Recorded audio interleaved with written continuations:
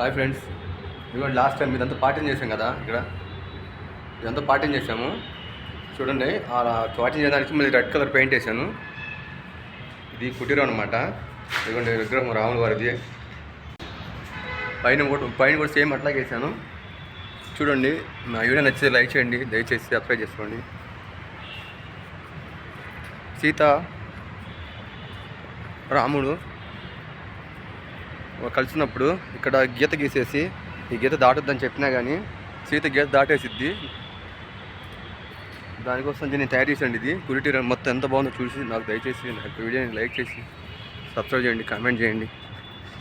ఎంత కష్టపడ్డా అంటే దగ్గరగా నా చేతులు చూడండి ఎట్లా అయిపోయినాయో.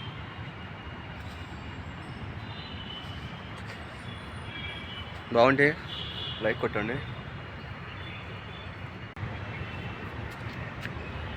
బాగుంటే లైక్ చేయండి దయచేసి నా వీడియో.